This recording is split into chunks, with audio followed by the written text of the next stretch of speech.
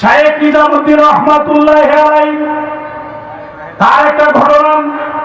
শায়েখ নিজামুদ্দিন রহমাতুল্লাহি আলাইহি তিনি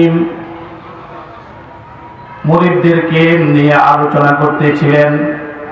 এমন সময় একজন ব্যক্তি শায়েখ নিজামুদ্দিন রহমাতুল্লাহি আলাইহির কাছে এসে বললেন, হুজুর, আমার একটি পেরেশানি, এই পেরেশানি সম্পর্কে তার থেকে পরিত্রাণ পাওয়ার জন্য আপনি আমাকে একটু বলুন।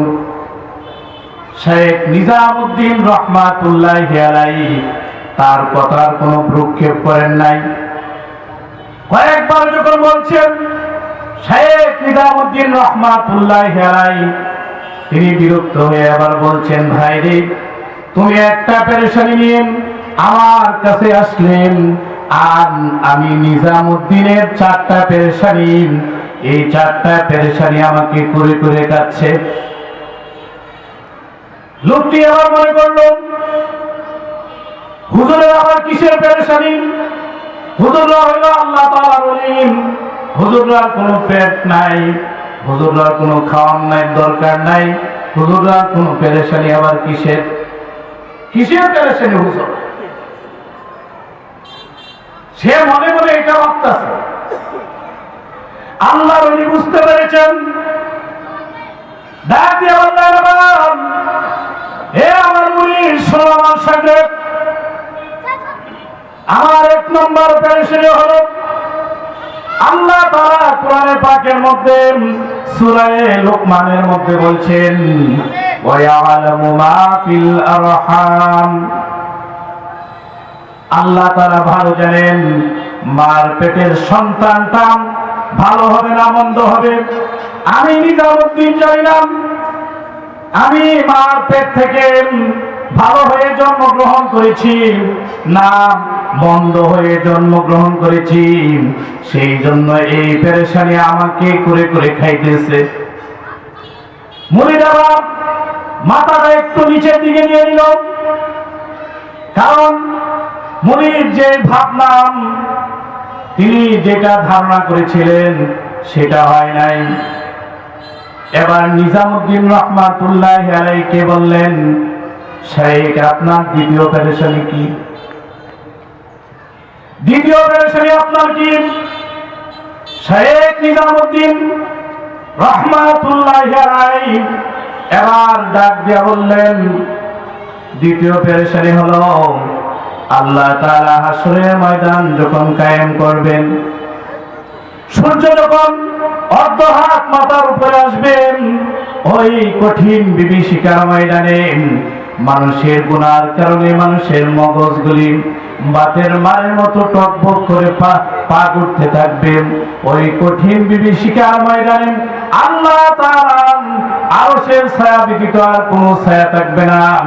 ওই দিন সমস্ত মানুষেরা ময়দানে হাসরের মধ্যে একত্রিত হবে।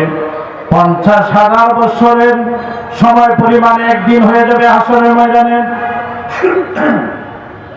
মিকদারুহুম 50,000 সানা, 50,000 বছরের সম হয়ে যাবে একদিনের সমপরিমাণ হাসরের ময়দানের। দুনিয়ার 50,000 বছরের সমপরিমাণ। ওই দিন আল্লাহ তাআলা একটা ঘোষণা দিবেন।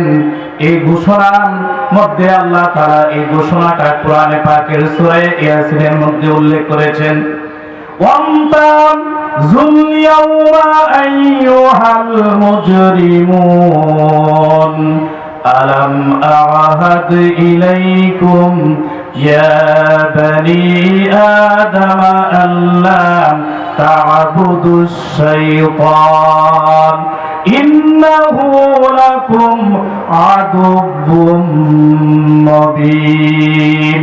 সেই জায়গার মধ্যে আল্লাহ তাআলা বলবেন, ওয়ামতাযুল ইয়াওমা আইয়ুহাল মুজরিমুন, গুনাহগারের দলেরা যারা আছো, আজকে আমার নেককার বান্দাদের থেকে পৃথক হয়ে যাও। তোমাদের আজকে তাদের সাথে কোনো জায়গা নাই। নেককার থেকে গুনাহগাররা পৃথক হয়ে যাও। তখন এই ঘোষণার পরে নেককাররা এক কাতারে একদিকে চলে যাবে, বদকাররা একদিকে চলে যাবে। এবার নিজামুদ্দিন রাহমাতুল্লাহি আলাইহি বলেন, আমি নিজামুদ্দিন জানিলাম আমার সেই আমি নেককারের কাতারে হব না বদকারের কাতারে হব। আমি নিজামুদ্দিন জানি না আমি বদকার হিসাবে পৃথক হব নাকি নেককার হিসাবে পৃথক হব। সেই পেরেশানি আমাকে এখনো করে করে খাইতেছে। তৃতীয় নাম্বার পেরেশানি হলো, আল্লাহ তাআলা যখন ঘোষণা করবেন দুইটা দল হবেন, নেককারদের একটা দল, বদকারদের একটা দল, ডান দিকের একটা দল, বাম দিকের একটা দল। ডান দিকে যাওয়া হবে ডানপন্থী, বাম দিকে যাওয়া হবে বামপন্থী। ডান দিকের লোকরা ইমানদার হবেন, বাম দিকের লোকেরা বেঈমান হবেন।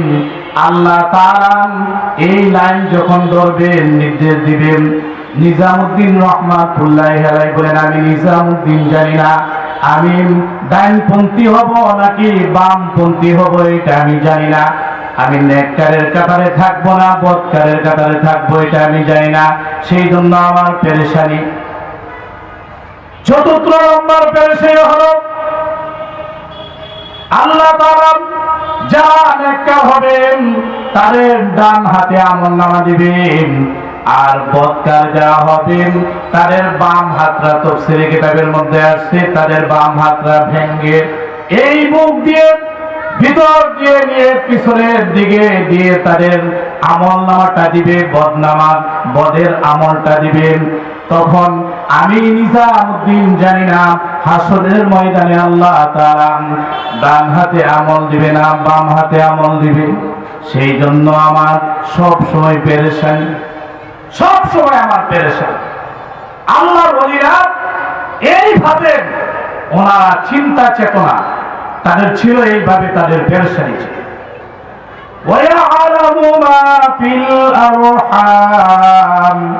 আল্লাহ তাআলা জানেন মার পেটের সন্তান ভালো হবে না মন্দ হবে।